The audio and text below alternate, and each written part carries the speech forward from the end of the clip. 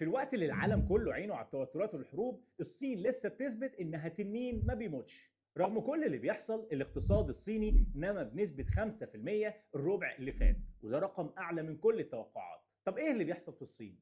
الصادرات الصينية نطت ل 977 مليار دولار، بزيادة حوالي 15%، والمصانع هناك ما بتنامش. لكن خلي بالك، رغم الأرقام دي الاستهلاك الداخلي في الصين لسه بعافية شوية، وأسعار البيوت لسه بتنزل. يعني النمو جاي من بره أكتر ما هو جاي من جوه. الزتونة مش بس الصين اللي بتتوسع. لو فاكر ان الصين هي البطل الوحيد في اسيا تبقى غلطان. القاره دي دلوقتي فيها ثوره استثماريه.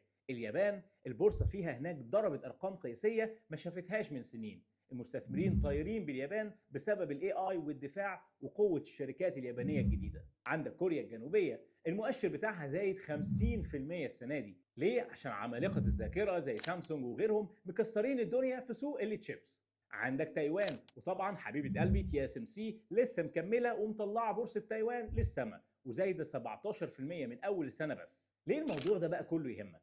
لان ده معناه ان في نقله نوعيه في رؤوس الاموال. المستثمرين بداوا يوزعوا فلوسهم في اسيا اللي بتنمو بسرعه الصاروخ بفضل طفره التكنولوجي والذكاء الاصطناعي. اسيا دلوقتي بقت هي مصنع العالم ومخ التكنولوجي في نفس الوقت. تفتكروا السيطرة هتفضل ليهم الفترة الجاية ولا أمريكا هترجع ترد وبقوة؟ اكتبوا لي في الكومنتات عيونكم على أنهي سوق فيهم، وما تنساش السيف عشان المعلومات دي هي اللي بتعمل الفلوس.